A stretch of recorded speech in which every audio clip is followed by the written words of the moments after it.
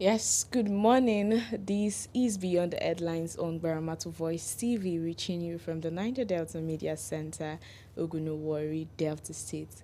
Yes, today is the third day of March 2025. Yes, Berstolowo is my name, and I'm here to give you in-depth analysis, exclusive insights, and perspective that matters on the news today. And I am Precious Ejimi. Every story has more than one side, and here on Beyond the Headlines, we dig deeper into bringing in depth analysis and expert opinions on perspectives that matter. Yes, we have a lot of stories to uncover today. We have stories from Edo State, we have stories from Cross River State, we have stories from Ondo State, and national issues as well. Yes, we have a lot to uncover this morning. Yeah, and as always, join the conversation. We want to hear from you. Drop your comments, send us your messages. Don't just watch the news, be a part of it. Yes, thank you for staying tuned with us. Thank you for joining. Please, if you're just joining us live, make sure to don't go anywhere. Don't go anywhere. Stay till the end of this program because it promises to be entertaining. It promises to be informative and educative as well. Make sure to drop your comments. We are live on Instagram. We are live on TikTok and also live on YouTube. So make sure to drop your comments in the comment section below. We want to know where you're watching us from. We want to know your cities. We want to know happenings in your society, in your community. So please make sure to put it down on the comment section below. We are live. Like I've said, we're live on Instagram. We're live on TikTok. And we are also live on YouTube as well. So please make this conversation today interactive as possible. We want to know where you're watching us from. Please make sure to drop those comments on the comment section below today. Yes, like I've said earlier, we have news from all over the world, from different states and national issues as well. So make sure to go nowhere, stay to the end of this program as it promises to be informative and educating, entertaining as well. Yes, quickly, let's go on for the business of today. Yes, the first paper we'll be reviewing today is The Nation newspaper. Fubara, I'll obey Supreme Court judgment. Governor asks council chairman to hand over vacate office. You find that story in page 4 of the Nation newspaper. Happy birthday. Pastor Adeboye serves as a living proof of God's presence in sustainable wealth creation. And that is all we have for the Nation newspaper. Yes, quickly, I'll be talking on the Guardian newspaper. 2025 budget. Bloated 41 trillion naira revenue target stokes fresh fiscal deficit concern. Now you'd get that on page 6 of the Guardian newspaper. IBB's June 12 accounts. Too little, too late. Now you'd also get that on page 6 of the Guardian newspaper. Moving forward, June 12, Olanipekun berates Babangida for not apologizing to Abiola family Nigerians. Now you'd also get that on page 7 of the Guardian newspaper. ACF calls for probe over Akpabio, Akpoti, Udwan's face off. Now you would also get this on page 3 of the Guardian newspaper. Betrayal. Politics stalled 2014 confab report implementation, says Jonathan.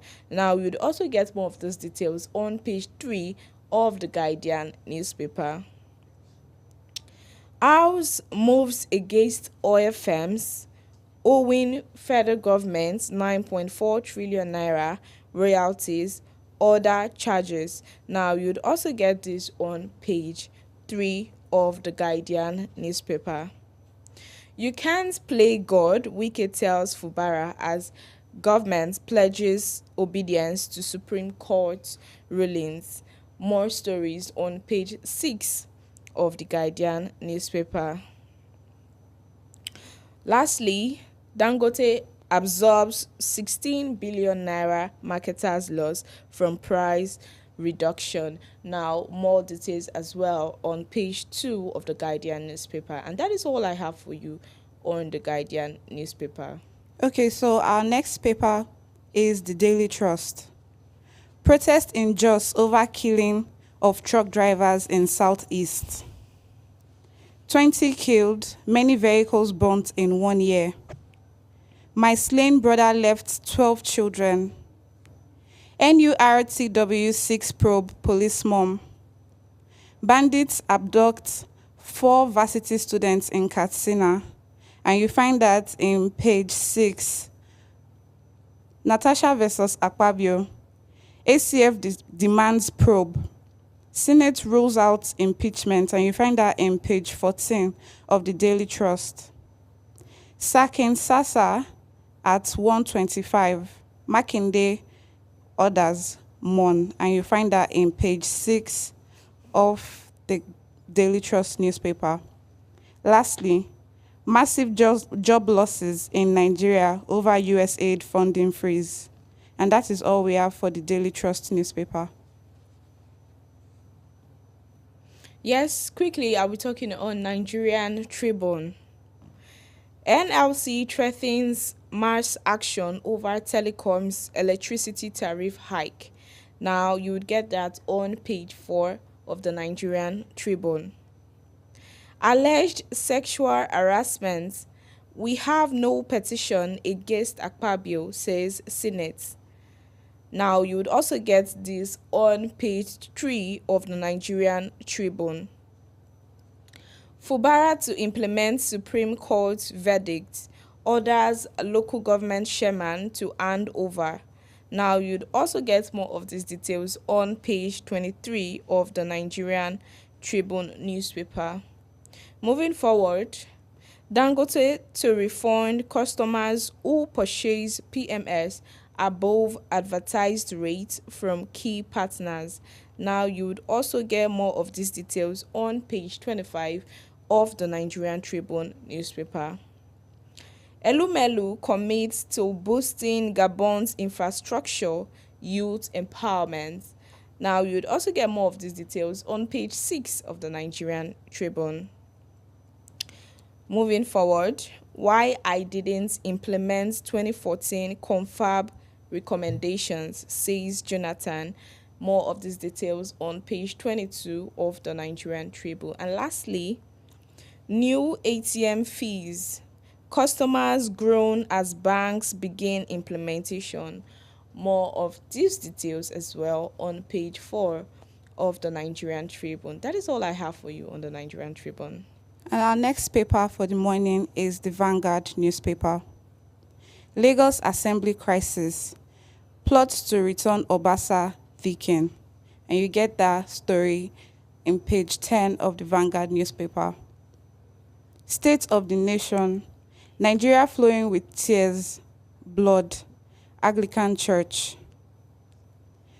How Nigeria maltreated Igbos for decades. You find that in page 14 of the Vanguard newspaper. Supreme Court verdict on Rivers. Anxiety as Fubara begins implementation. And you get that in page 5 of the Vanguard newspaper. Why exchange rate stability is not sustainable, experts say. And you get that in page 19 of the Vanguard newspaper. Moving on. Why federal government insists contractors move to site before mobilization, Umahi. And you get this in page 9 of the Vanguard newspaper. Further hike in electricity tariff will be resisted, NLC. And you get that in page 8 of the Vanguard newspaper. Ramadan, Khan and Naptan fume over closure of schools. And you get that in page 13 of the Vanguard newspaper. Lastly, 26 World Cup qualifier, Rwanda, plots Super Eagles fall. And you get that in page 31 of the sports segment in the Vanguard newspaper. And that is all we have for the Vanguard newspaper. Yes. Lastly, I'll be talking on the Punch newspaper and we go on this short break. Okay. Fubara dismisses impeachment rumor. Rivers elders caution federal government. Now you'd get more details on page 44 of the Punch newspaper. Local government autonomy. Government agencies brainstorm as direct payments suffers setback. More supporting details on page 2 of the Punch newspaper. ATM loaded with cash as 100 naira withdrawal fee begins. Now, more of these details as well on page 13 of the Punch newspaper. And lastly, how buyers will get 65 naira per litre refund, says Dangote Refinery. Now, you'd also get more of these details on page 31 of the Punch newspaper. Yes, quickly, let's go on this short break, and when we come back, we go into full analysis of the stories we have today.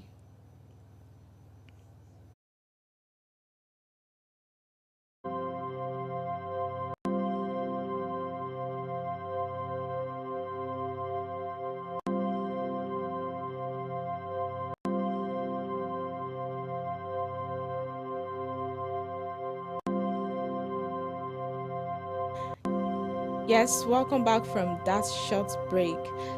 I would urge you guys to go nowhere, stay till the end of this wonderful program because it will definitely be educative, it will be informative, it will be entertaining as well. So make sure to go nowhere. And I would also urge you guys, always put down on the comment section where you're watching us from. We want to know where you're watching us from. Like I said earlier, we are live on Instagram, we are live on TikTok, and we are also live on YouTube. Gbaramatu Voice, yes, is the name. So you can just click on Gbaramatu Voice and it will take you to our Instagram page, TikTok, and YouTube as well. So quickly. Okay, so the first story we will be talking about today is from Ondo State, Ore to be precise. Gunmen kill businessman. So I'll quickly give you a rundown of the story before we get into it. A businessman, Ismaila Awoyinka, was reportedly assassinated by some gunmen in Ore, the headquarters of Odigbo local government area of Ondo State, on Saturday.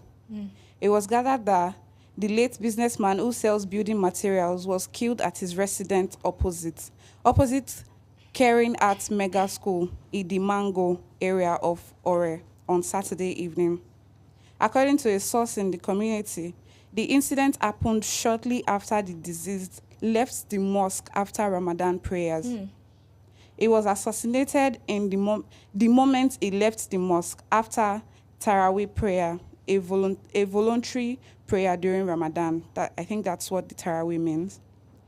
Very close to his house, around 8:35 p.m. on Saturday. After he left the mosque, some persons dressed in white attires alighted from a motorcycle and stayed around the place.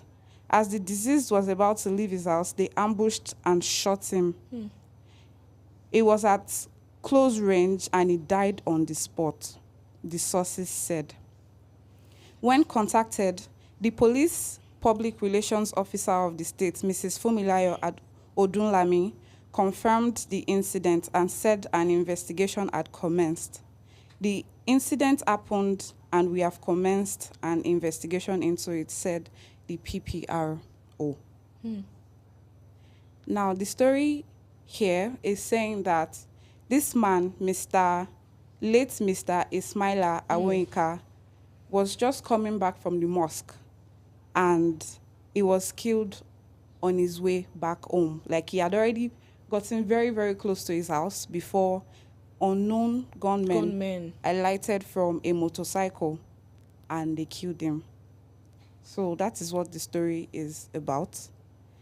It's What could have transpired? In fact, this is centering on insecurity. yes. This is the same thing we always talk about, because in fact I don't know the backstory behind this thing, but Yeah. this is just a man that went to pray, Went to pray. and coming back he was ambushed. I swear. In fact, the story is not, maybe probably we need to maybe hear a backstory or something that could have transpired. Yeah, I think so Because too. this is now centering on insecurity. We've been talking about these things. Yeah. And you know, there was a story that happened in same, not Ore as well, but we talked about it last week Friday, that happened in Ondo State as well, same Ondo State. This is centering on insecurity. Where students that were actually going for a meeting, Yeah. you know, Nigerian Association of National Association of Nigerian Students. They were actually going for a meeting in Abuja, and they got attacked. So this is the same insecurity we are talking about. Yeah. And this same thing, for the fact that this same thing is happening in this Ondo State, or was he in any form in a cult group, or I cannot ascertain. There is no justification for taking a person's life. So I feel like no matter what the situation might have been, reporting to the right authorities would have been the way to better. go. You know, so I feel like killing the man was not really. But we don't know what could have transpired. And the man was just coming back from worship, from his place of worship. Or was he a politically inclined person? Because he was a businessman. He sells building materials. Oh. Yeah. So you know, most of these things, you know, rivals and all of that, you don't know where all of these things are coming from. And I think at the end of the day, it still just boils down to insecurity. Exactly. Because if the right authorities were in this the area it happened, I think that it could have been avoided. Yeah, it could have been avoided, because this life, I am lost for words, because according to this story, he had just finished from church and he was going back to his house. And he was he went to church to pray. Yes, and he was at close proximity with the gunmen, so he died instantly. Oh my God. There was no way to even take him to the hospital and say, oh, they would try to treat him. In fact, that attack was planned. I think they must have planned that attack very well to have gotten him, and he died instantly. And it was around 8:35 p.m. It wasn't even that late. It wasn't even that late into the night. So I feel like at the end of the day, we just need more security measures as a country. You see, this issue of insecurity in Ondo State, in fact, should be tackled. It should be tackled properly, because people are no longer safe. Now, this is a man that went out to pray, and coming back to his house, his family would be expecting him to come back. You understand? He has family, he has children. They'll obviously be expecting him to come back to the house he left, and now going back, you know, hearing the news as the wife or the children, the next thing you heard, your father went to pray, and coming back, the next thing you heard, oh, your father is dead. He was actually shot mysteriously. In fact, I wonder the kind of trauma it must have caused the family member, the wife, the children especially. In fact, this boils down to insecurity. We should put in measures, to avoid any form of insecurity, especially in Ondo State, because we've been hearing news, we've been hearing so many things now, not just even in Ondo State, because he's still talking about the story I'm bringing up. Now on Vanguard, we have the nuns condemn incessant kidnapping of students, urges federal government to rescue adopted Benue varsity students. Now, this is not news. You know, before I go into full insight of the story, let me quickly read through. Like I said, nuns condemns incessant kidnapping of students, urges federal government to rescue abducted Benue varsity students. Now, this happened in Benue State. University. The National Association of Nigerian Students has raised concerns over the increasing rate of student kidnappings across tertiary institutions in the country, calling on the federal government to urgently address the menace that has made campuses unsafe. The students' body specifically appealed to the government and security agencies to intensify efforts in rescuing the 3 female students of Joseph Sawan Taka University, Makurdi, Benue State. Now, this was the story. This was the story we had, that 3 female students was abducted in Benue State. Now, this an interview was granted by the NANS and all of that, National Association of Nigerian Students, yesterday. Now, while returning from a 9th study section within the university premises, eyewitnesses reported that the kidnappers emerged from a nearby bush and forcefully took the students away.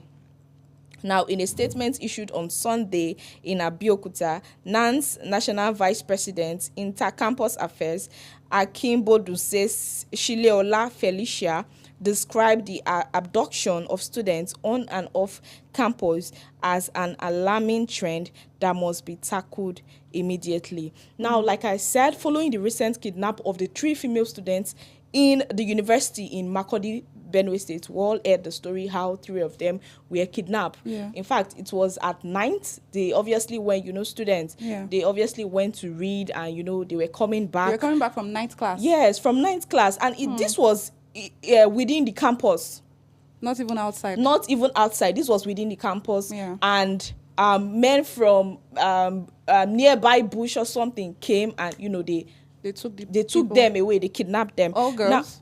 Now, are they all girls? Yes, 3 females. 3 female students from this school. Now, in fact, the NANS Association has raised concern that, this kidnapping has not been a thing of today. It has been happening, and they feel they are no longer safe. If students actually come to school to study, even now, this thing is even happening within the school environment. Nowhere safe. What about those that are outside of the school, that are not even staying in the hostels and all of that? Now, this thing has been a continuous act, and now they are appealing. They are crying to the government. That was like the interview they granted yesterday. Now they are appealing. In fact, like I said, the students were actually returning from where they actually went to read at night, and they were moving and they got kidnapped. And up till date, we've not heard anything about these 3 female students. I'm wondering the kind of pain and trauma the family, the parents, the siblings, friends of those victims, and even the students must be feeling. They would be scared to go out at night. Obviously. Because insecurity outside is understandable to an extent, but inside the school is just, I don't think I think they are not even putting measures. They are not taking measures to tackle this. That was what I was saying. It does not even now boils down to just Ondo State. It's everywhere. There's a recent kidnap of students, in Katsina State. A recent one now. So this is not even boiling down to just Ondo State, like your story you talked about, or even Benue State. Now this is everywhere. This issue has been, it's a continuous thing. It has been happening. Now, up till now, the students are nowhere to be found. They've still not seen. In fact, the NANS has actually said if the government does not do anything about this, they are obviously going to organize put up a nationwide protest. You obviously know what I wanted to talk about, because that's the next move. That's the next move. If they obviously don't put in measures to look for these students, these 3, because now we don't even have an idea where they are, what they are facing. In fact, we don't know. And obviously, we that are not even close to the victims or even know them physically, we are like this. Not to now talk of the families, the friends, parents, people surrounding those people. At the end of the day, it's all just insecurity. I feel the government should put measures in place, like put safety measures in place. That is what we keep saying. Further help the citizens. We as citizens, help us feel safe in our country. In as much we are trying to make ourselves safe, putting in measures to be safe, the government should as well help us as well, put in security measures, because now insecurity concerning students is actually alarming. It is alarming. It is. Not to talk of the one that happened in Ondo State, that the students that were going for a meeting got attacked in Ogbese community just last week. Now this is happening. Benue, now even Castina. Students are no longer safe. Or are they the new victims? I don't get it. We are pleading with the government, please help us put security measures in place. Help students really, so that they can feel safe enough to go outside at night to go and read. Because as students, sometimes we read mostly at night so we can assimilate very well. And the noise. Thank God for the fact that it wasn't something else they went out to do. Yeah, exactly. If not, the story would have gone south. I was just going to say that. I feel it is very, very good that they went out to read.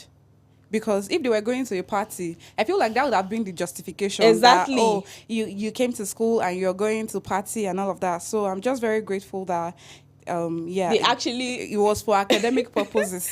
Yes, in fact, so viewers, if you are listening to us right now on the topic we've been discussing, in fact, insecurity has been a major problem in our country, Nigeria, in our states. So if you have one or two to ship in your contributions, your comments, you can put it down on the comment section. Like I've said earlier, we're live on TikTok, we're live on Instagram, we're live on YouTube. So if you have one or two to talk about, put on the your contribution, please, you can put it down on the comment section on the issue we have just been deliberating about. So quickly, yes, so you have one more. Okay. Yeah, moving on. We have another story from Edo State. So this was an auto crash. So we're going to, let me quickly read it down and At least 12 persons have been reported burnt to death. Oh my God. In an accident along the Benin-Auchi Road, Edo State. The Edo Sector Commander, Federal Road Safety Corps, Cyril Matthew, confirmed the accident on Saturday. He said the accident, which happened on Saturday at 5 a.m. in Igwe Ovobo community, close to an army checkpoint on the road, involved a Toyota and a bus and a truck. A Toyota bus and a truck. The bus took off from Zuba, Federal Capital Territory, heading towards Benin, but collided with a truck heading towards Auchi, killing the all occupants in the bus. It happened on Saturday morning. There must have been fatigue from the driver from Abuja, and the driver may have slept off in the process and had a collision with the truck. They were burnt, and we were able to contact the deceased relations because they were able to get the vehicle manifest. Oh my God. He said that the occupants of the truck, the driver and his motorboy, escaped unhurt. He advised drivers that whenever they experience fatigue on the road, they should stop and relax for some minutes before continuing the journey. Oh my God. This is such a sad story. Because as somebody that uses the road, somebody that travels, I feel like this is so sad.